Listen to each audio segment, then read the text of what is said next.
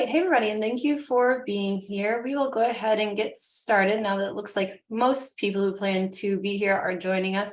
My name is Rachel Skipper. I'm the Associate Director of Undergraduate Recruitment in the College of Arts and Sciences in the Maxwell School at Syracuse. I am emceeing this session, but I'm not who you're here to see. And those happy faces you see on the screen now are all Syracuse students who wanted to meet all of you today and tell you a little bit about what they do on campus. So can everyone see my slides just by a thumbs up? Okay, great. So each of these students has prepared a slide for you to tell you about what they're doing on campus. And that's going to be the goal of today's session, for you to hear from them. And after each of them gets through about a minute or 2 minutes talking about their orgs, at the end of the session, there will be time for Q&A. As you know, Syracuse is a school that is very enthusiastic, might be an understatement, about student organizations. We have over 300, and many of those are run and originated from our students. So if any of you wanted to start your own organization once you come to campus, I'm sure that would be a fun thing to do, and it's something you could ask the students in the room about today. For now, I want you to be thinking about what you can do when you start on campus to just find a community and meet people who care about the same things you do. And some of the organizations here today may be a good way to do that. Once you come to campus, these are not things you generally pay to do. These are just kind of fun organizations that you can be part of. But if you can, have any questions about how to get involved, again, I'm sure you could ask our students that.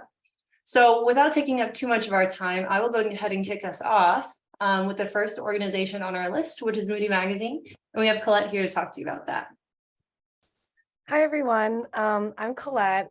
My friends know me as Coco. And is my hearing okay? I'm getting like okay. So I'm a part of Moody Mag. It's one of the many magazines on campus. Magazines are super fun and popular on this campus. So this is just one of them, and it was created by one of my friends only like 2 years ago. So it's a fairly new organization on campus. But that being said, it's been awesome and it's been a lot of fun to be a part of. So we have 3 issues at the top of the slide. Those are the 3 issues. So I have one with me. This is the second issue. This is our first issue.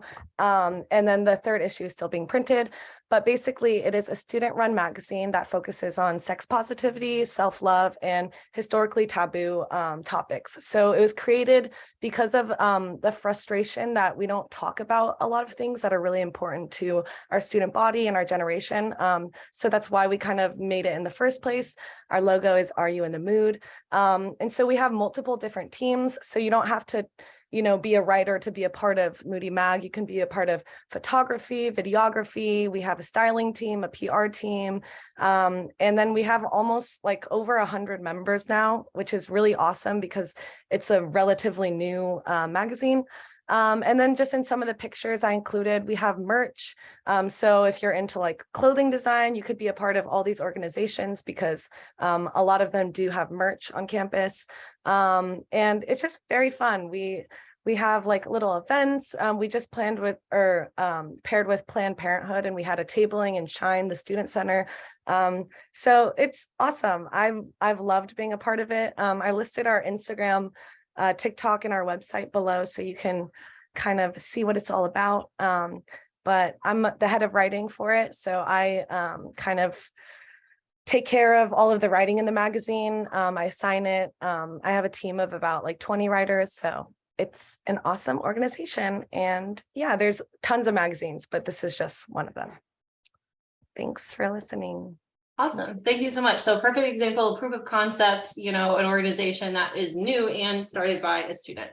So very creative work. I've appreciated the kind of initiative behind this work as well. So great to see our students making things that are important to them obvious on campus, which we want to see. So thank you so much.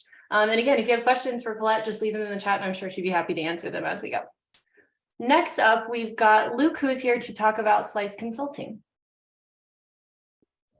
Hi everyone, my name is Luke. I am a member of Slice Consulting. I've been a consultant for 3 semesters now, and this semester I was the new member educator, so I helped with bringing in our new consultants this semester.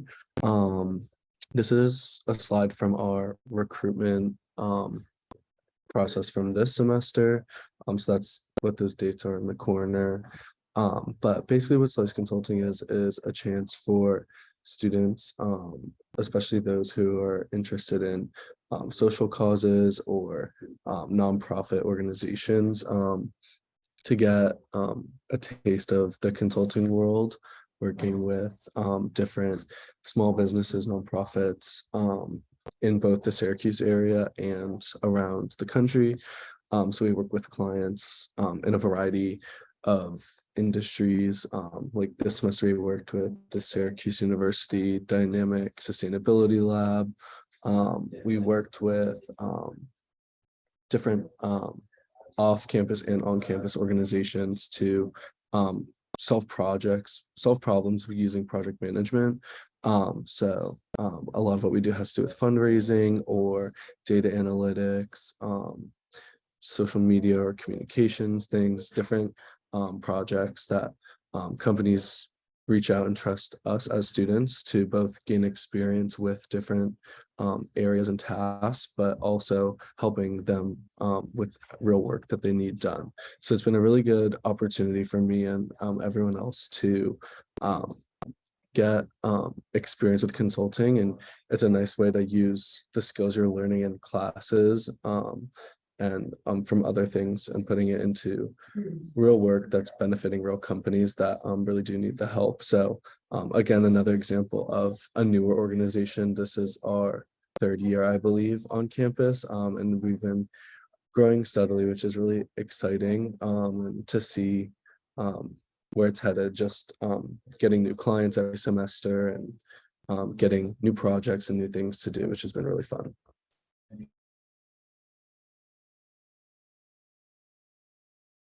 Awesome. Thank you, Luke. It's always good to see orgs like this that are good kind of resume builders too. I mean, you can say you've been coaching people to do these things, and I'm sure someone would want to hire you one day. So that's really great. And thank you for sharing.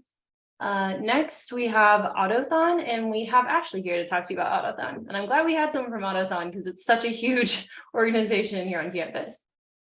Hi, everyone. My name's Ashley. I'm currently the internal director for Autothon. So I thought it would be a perfect opportunity to talk about our org. So we're the largest student-run philanthropy on campus. And for those of you familiar with Penn State's Thon, we do something similar. We raise money for the local children's hospital upstate Golisano, which is probably 2 or 3 blocks away from Syracuse University. And that hospital is a member of Children's Miracle Network. So our funds go directly to them, but we are one of over 170 different dance marathons that raise money. We're also one of the few orgs that have leadership opportunity for first semester freshmen. We have our OLP program, which is the Autothon Leadership Program. Basically, it gets freshmen involved with Autothon. Great way to make friends, get adjusted to college, and also learn about the org in order for you to hopefully move up the ranks and get onto e-board and steering and everything like that. So our whole message is this 12-hour party that we hold in Shine Student Center. Basically, it's just dancing. We raise more money, performances, activities, food. Some of our miracle kids get to be there. It truly is one of the most life-changing experiences I've had. Last year, we raised $103,000, and I actually got to plan the 12-hour event. So it was like my baby that year. So I'm super excited to keep going and plan the next one. Awesome. I'll just repeat that this is a very large organization on campus and one that is very accessible to incoming freshmen, right? So that's really nice. You don't have to have any specific major, any specific skill set to get involved with this because it's so broad in all the different work that they do. And when I ask our students, like, what kind of orgs do you recommend for very, very new students on campus? Autothon is one that comes up often. So just something to kind of think about. Ashley's also going to talk about Alpha Phi Omega. So we're just going to jump to that one next. Yeah, going back to the majors, I'm neuroscience and philosophy. So I'm not like a marketing person, but there's truly is something for everyone. We have finance, we have marketing, recruitment. So just give it a thought. But Alpha Phi Omega is one of the professional fraternities that we have on campus. So we're co-ed, community service fraternity that is mainly focused on giving back locally. We don't just do service, we also have big littles. So if that's something you're interested in, we have we just had our formals, we have like little dances, fundraisers, and truly we are open to everyone. There is I guess the only requirement to join is to go through the new member process. So it is definitely very chill, laid back, and it's an awesome opportunity to just get involved in a semi sort of Greek life without being in social Greek life, if that's something of your speed. And I've gotten to meet a lot of interesting people. I've met some of my really good friends in this org. I've also been able to network locally in the community. I was able to start volunteering for We Rise Above the Streets, which is a organization to give back to homeless and underprivileged youth in the Syracuse community. So the picture of us kind of outside with everyone in front of a statue is a park we go to give out clothes, food, like toys for the kids that are there. And we also do trash pickup. And one of our big things is we work with the Jewish Center on campus at Hillel, and we bake challah. So there's truly something for everyone. There's a multitude of service opportunities. I got to go to the zoo during Christmas to help with Santa coming. So there's truly something for everyone. Very cool. And thanks, Ashley, for being willing to kind of represent multiple orgs. I appreciate it. I'm not sure if I see Lori here, who was planning to talk about neuropoetic. Lori, if you're here, jump on camera, but I don't think I see her here. Okay, I can quickly just give you a brief on neuropoetic, and while we're on the next couple of slides, I will put Lori's info in the chat for you all. If you're into writing, you may have already been convinced to go with Moody Mag, which I would understand. But if you are looking for a different kind of writing outlet, Neuropoetic is a group on campus that focuses specifically on poetry. And they kind of do a lot of different areas, but a lot of it is just kind of writing focused and then collaborative work kind of to support writers around campus. So I will leave Lori's info in the chat for you when I get a second during the session, if you want to reach out to her to talk about how to do more poetic type writing on campus. Marcella is going to talk about Alpha Omega Epsilon. So go ahead, Marcella. So hi everybody, I'm Marcella. I'm representing Alpha Omega Epsilon today, and we are a social and professional sorority for women and non-binary students passionate about STEM on campus. So we're pretty unique. We are the only social and professional sorority on campus.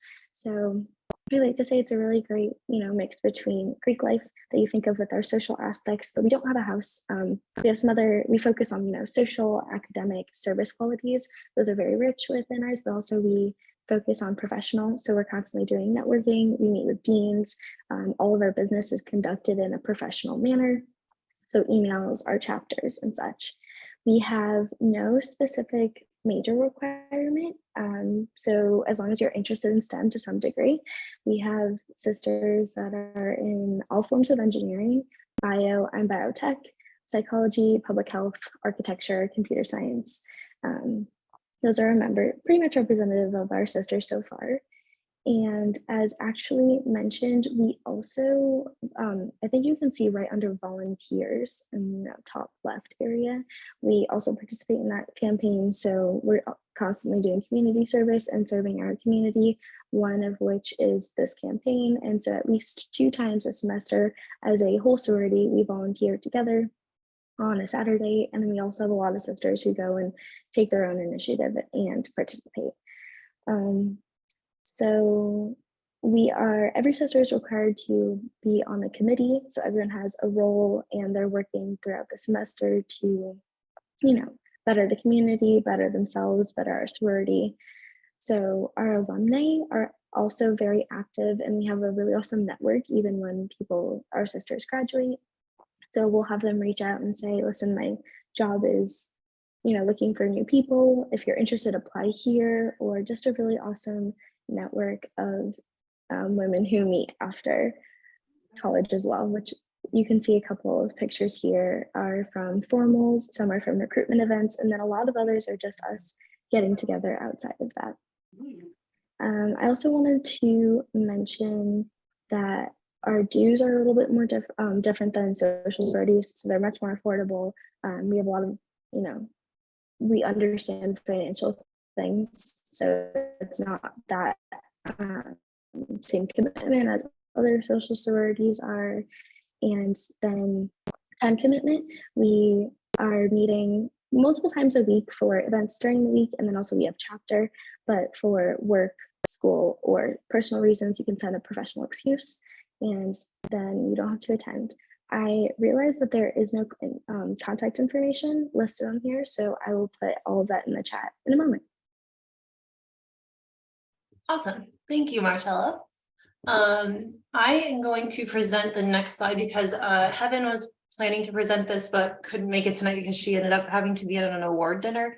But I wanted to still keep this organized slides, and this kind of kicks off the next segment of today's list, which is STEM-oriented organizations. NSHLA is a group on campus, which is the National Student Speech Language Hearing Association. So this is probably the most niche student organization on our list. This org is specifically geared toward communication sciences and disorders majors, but you can be in any major to be involved. Ideally, you would be interested, though, in a future as a speech language pathologist or an audiologist.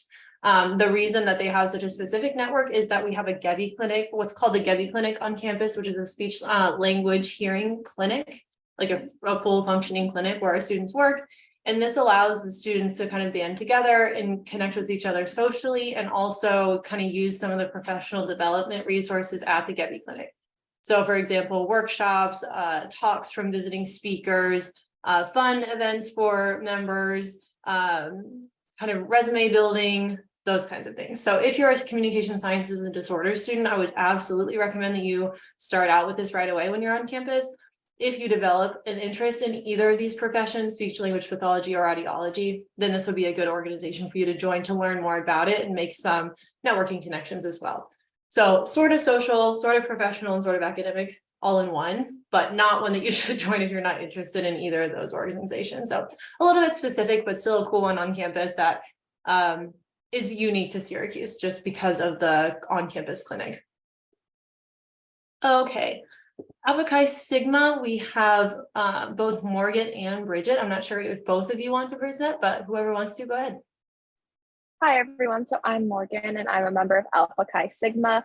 We are a professional co-ed chemistry fraternity on campus, but you don't have to be like a chem major or minor to join. Anyone who has an interest in STEM and is passionate about chemistry in any way is welcome to join.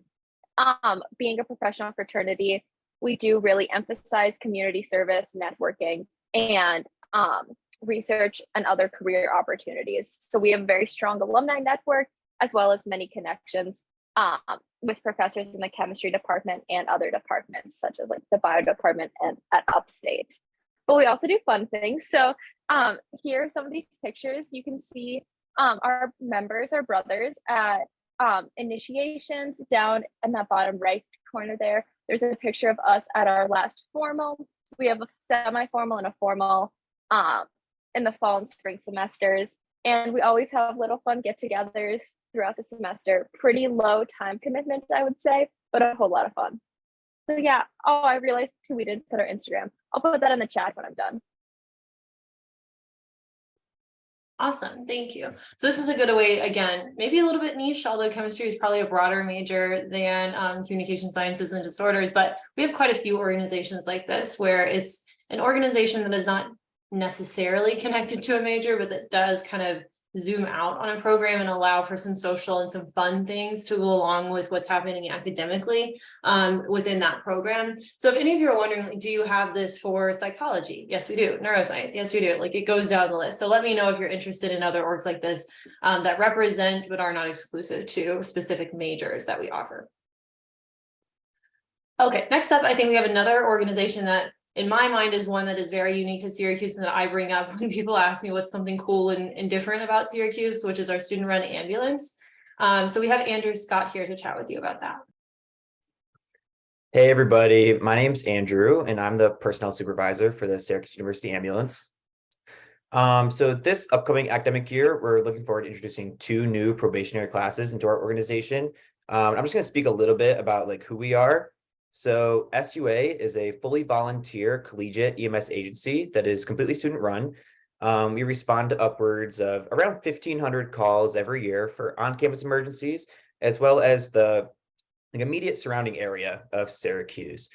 Additionally, we stand by at almost all university sporting events, as well as like other campus activities. We operate 2 ambulances that are in service 24 hours a day, 7 days a week, as well as a supervisor fly car. And overall, we're kind of looking for hardworking, like compassionate individuals who just want to learn more about EMS, provide a much needed service to our campus. Our organization is a great opportunity to meet like-minded individuals who want to who just want to make a significant impact on their community. I've had the privilege of actually meeting some of my best friends through this organization. You do not have to be pre-med or have any medical experience to join this. You'll have the opportunity to learn and be trained as a fully certified New York State EMT. And our applications will open in the fall, so you can check out our Instagram to learn more. And if you have any questions, the email's at the bottom of this slide. You can reach out and someone will get back to you as soon as possible. Awesome, thank you. If you come to a campus event as an admitted student, we have a table on SUA as well. So happy to see that if you're on campus, you can chat with them. But again, really unique. I haven't heard of any other schools that have student run ambulances. And I just think this is awesome. Not necessarily only for pre-med students, but often pre-med students are graduating or gravitating toward this before graduation. Again, like Andrew mentioned, for some more EMT experience, which is so valuable, a direct clinical experience for med school. So not only for pre-med students, but great resume builder if you are pre-med. Okay, now we are shifting over, as you can maybe guess from the title of this slide, to more Maxwell-oriented organizations, social sciences, law, and we are going to start with Jamie to talk about Pre-Law Society. Hi everyone, I'm Jamie. I'm super excited to share this with you guys because this is probably, I think, like the second year this org has been around. I started this by myself with another girl who's actually the president now because I'm graduating in a few weeks. But the Pre-Law Society, it's actually the only law organization on campus that's open to everyone. So it doesn't matter what year you are, what major you are, if you for sure want to go to law school, if you don't know yet, you can be anywhere in the process, or you might not even know for sure. We bring in a lot of guest speakers from the field. We've had admissions reps come, we've had different kinds of attorneys. So kind of just giving our members a way to see what they might be interested in if they do decide to pursue law. We have a lot of admissions officers come in. I know we just had one from Boston University come. We've done a lot with the Syracuse admissions rep too. But regardless of the school, I always find it really helpful because you can kind of ask questions and see like different perspectives that you might not always hear. We also this semester did a mocktails event, which is kind of like a networking event with little refreshments, and we did it with a few other orgs, and it was just a great way to like get to know everyone. And since we're kind of a newer org, I guess, it was a good way to like increase our reach too. I would say that probably one of the most helpful things in my opinion is the LSAT prep workshops. Obviously, like none of this is mandatory, but I think that LSAT prep can be somewhat expensive, and our org tries to do like practice tests. We have certain, we work with like certain test prep companies and bring reps in from those. And then we've also done like a lot of other things, but these are just our main things. And a lot of our updates are on our Instagram. So make sure to follow the Instagram, and we always try to do a table at the involvement fair. So please stop by in the fall. 2 follow-ups from Jamie's point. Yes, the on-campus involvement fair I should have mentioned at the beginning of this session, which is when I don't know if all, but a lot of our student organizations will table and meet with students on campus. And that's not just for incoming students. It happens every semester. So at any point that you want to start getting involved, that's a really great thing to do. When I used to work on campus when I was younger, I looked closer to the age of a college student, and students would even approach me and say, hey, would you be interested in joining this? And, you know, that felt really good to me, right? Even as a staff member, just have people walk up to you and say, hey, we are doing this, right? And I could imagine myself being a new student on campus and thinking, that's really nice to have someone initiate a conversation with me. I don't have to step out of my comfort zone as much to try to make these connections. So definitely go to the on-campus involvement fair. This session is intended to be a much more bite-sized, manageable version of that. And I hope you're feeling that way. But once you're on campus, do go to the on-campus involvement fair. Second, we also have pre-law advising on campus. So advisors that work with our law students, and they are often recommending pre-law society as something our students should be doing. So this is something you would hear from your pre-law advisors as well once you're on campus. So just kind of a network of resources for pre-law students, but often I hear them pointing students to this org. So thanks, Jamie. I didn't know that you started this org. So that's awesome. Good work. All right. Last but not least, we have Nick, who is going to present on 2 different organizations like Ashley did, starting with the John Quincy Adams Society. Go ahead, Nick. All right. Hello, everyone. I'm Nick. I'm an international relations and political science major. So the 2 clubs that I'm going to be presenting to you today are very closely tied with those, but I'm going to preface by saying that it's not exclusive to those majors by any means. We have all sorts of other majors partake in both of those clubs, including JQAS, of which I'm the secretary. John Quincy Adams Society is actually a national organization. It's sort of like a network of professionals and students dedicated to dialogues on U.S. foreign policy through the lenses of realism and restraint. National sort of calls for forwarding the dialogue for the U.S. to recognize when they're not the best sort of actor to handle a problem, and to take a step back and use a more analyzed focus for dealing with issues. And so in our weekly meetings, we discuss a lot of issues in U.S. foreign policy. So we sort of show up with a weekly topic in mind. What that typically looks like is we allow anyone to come to us with a presentation that they want to give. So it's not just exclusive to e-board members, it's just whoever joins the club for the week. They come to us with a presentation they want to give. That's roughly like 20 to 30 minutes, and then we spend the rest of our hour-long period discussing the topic at hand. And so these are a couple posters from some of our more recent meetings. As you can see on the left, we had a discussion on NATO actually with one of SU's own professors, Professor Williams. He works very closely with the Moynihan Institute at SU. And then on the right is a presentation I delivered on America's response to the global drug trade.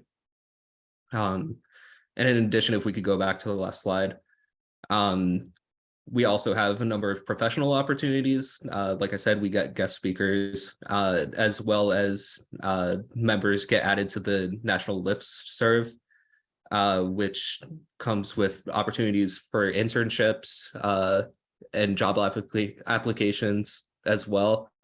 And we host a national conference every summer. Awesome. So something that strikes me as kind of unique about John Quincy Adams Society, which Nick mentioned, is that these speakers are students as well as well-known people. So you want both, right? Obviously, but a lot of our student organizations are really focused on bringing people from outside the university to talk to our students or relying on our professors. Nick, I'm sure this was great public speaking experience for you and good to kind of build what a talk looks like, which is important if you're going to be going into a career that would require you to be in front of an audience, or into grad school as well, because that is such a huge component of a lot of academic programs, especially as they relate to policy. So this is a great way to develop professionally while at the same time hearing from people who are years ahead of you in the process. So kind of a cool organization and a great way to just be up on current events and hearing kind of, I would say, modern, progressive, and informed voices on important issues going on.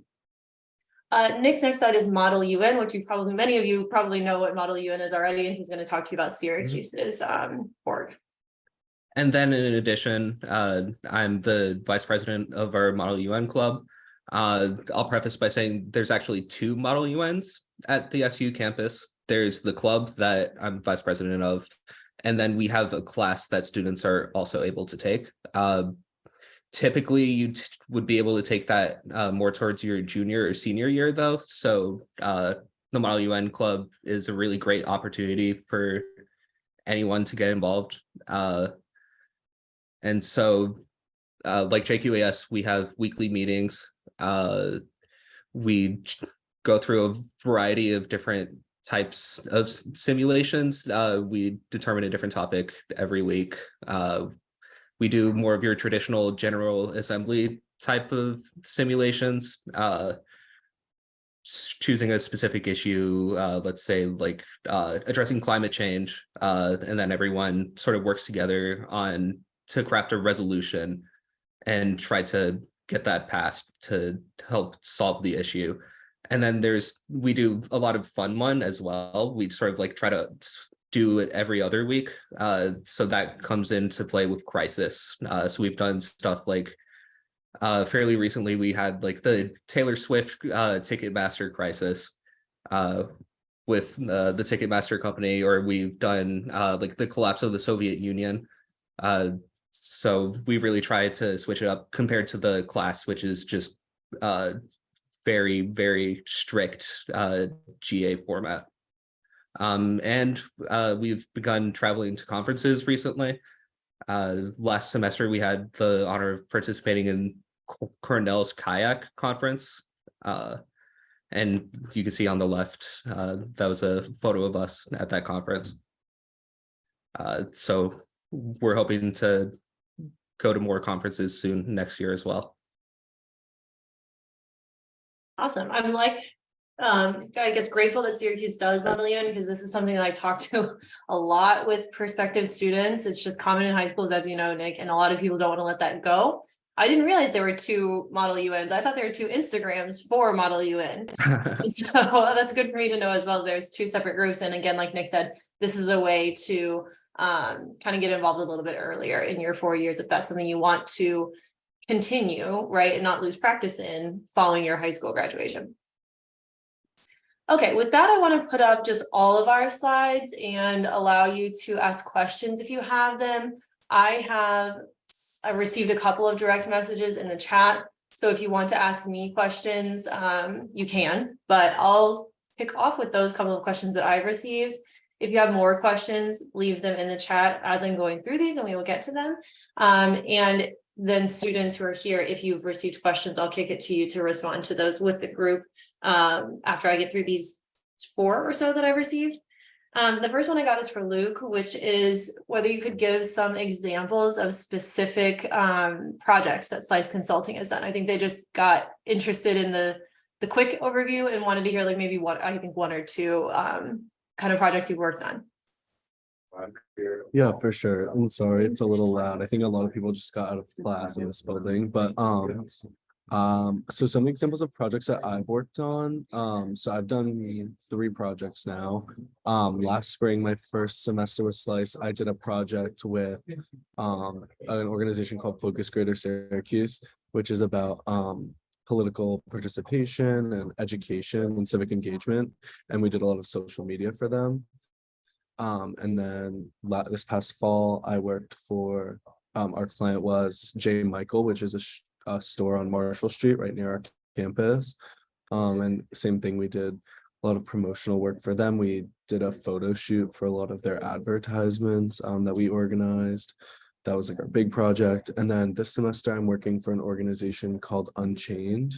And they are, it's kind of complicated. They have a lot of different things going on, but what we're focusing on, they have kind of like a sub organization called It's a Vibe, which is a greeting card company with specific like target audience for Black communities. And we've been running or helping run their TikTok that we started for them this semester.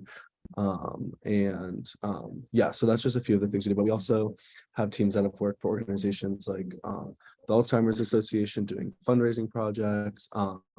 We had a project team, I believe, that did a campaign with Salt City Coffee, which is a coffee place in Syracuse. And they did work with like discount codes and seeing how effective those were.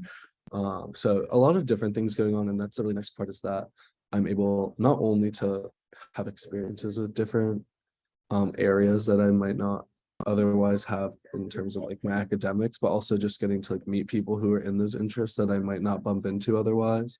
I think that has been probably one of the most valuable things, is I've met some of my closest friends who I would never have a class with just because of what our academic kind of goals are, but in this organization, because it is a little bit more broad, being able to meet and collaborate with people like that of different interests. Perfect. Thank you so much. And again, cool for me to know as well. I didn't know anything about the Salt City campaign, so that's really cool. We'll jump ahead to Mary's question, then I'll loop back around to the ones that I kind of have written down that I received earlier. Maybe Jamie would want to take this one. How do you go about starting your own student group? What are the requirements to do that? Yeah, so about twice a year, I think they do it in the fall and the beginning of the spring semester. Or it might be like December for the spring semester. I can't remember, but you work with Q's activities, which is like the office that oversees all of the student organizations on the campus. And you have to attend like a few workshops. You have to get, I think, like 30 members or something to sign up.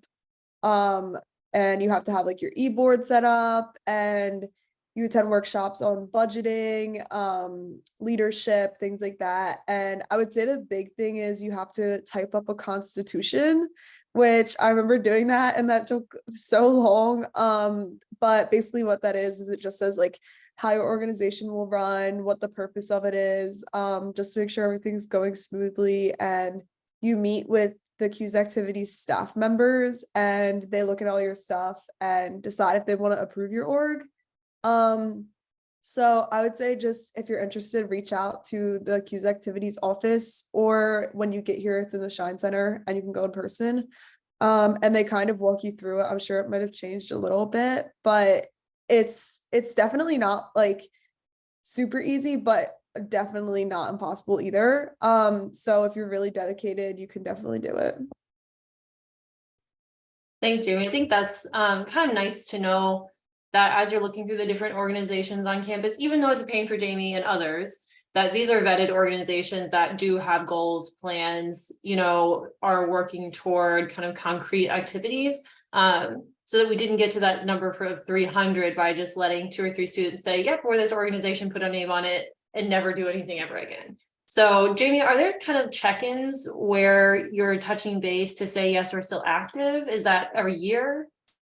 Yeah, so once a year, once you get approved, I think it's actually by semester. You have to keep going to the workshops that I mentioned, but they change all the time. They have like public branding and things, like they're kind of interesting. And then you also have to submit your roster to the office to make sure that like Rachel said, you actually have people showing up. And you are supposed to submit a budget if you want money and everything. And you actually have to update on there's this website called like Q's, I think it is called Q's Activities, and each organization has a profile. And if you start an org, you have to keep updating the profile every semester, and there's a re-registration process. So like once you start it, you can't just like keep it going if you do nothing. But it's like not crazy. Awesome, that's helpful. And Jamie mentioned funding as well. Syracuse funds our student organizations. So you apply for the amount of funding you need. Not every organization needs funding, but many do. So if you need money to fly speakers to campus to do presentations, or printing costs to print flyers, or supplies for a tabling event, that is university funds. But like Jamie said, it is a budget process. So you write out what your budget is and they assign that money, and then you need to say how you spent it. So that's a nice thing too. Students don't have to fundraise to do everything they want to do. They need to just make an argument to the university for that funding, which I think is a valuable skill building thing as well. If we, Andrew, have a question for SUA. A student was wondering if you have any other requirements beyond the ones you mentioned for the clinical experience or things that people need to have done before they can join. Yeah, sure. So short answer, no, we don't have any requirements to join. You just have to fill out an application and go through an interview process.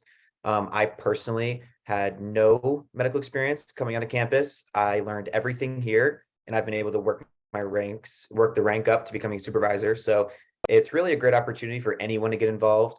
We have a lot of people who aren't even pre-med majors, don't even want to go into healthcare when they graduate. One of our highest members actually is an architecture major for SUNY ESF. So really anyone can join. And we actually encourage non-pre-med majors to join as well. Awesome, thank you. I have a question that came in while Morgan was here, but I'm going to pitch it to Bridget since Morgan had to run to class. For Alpha Chi Sigma, someone was wondering if you do any kind of like STEM focused volunteering, like working in museums with kids or any kind of, volunteering as it relates to STEM as part of the org.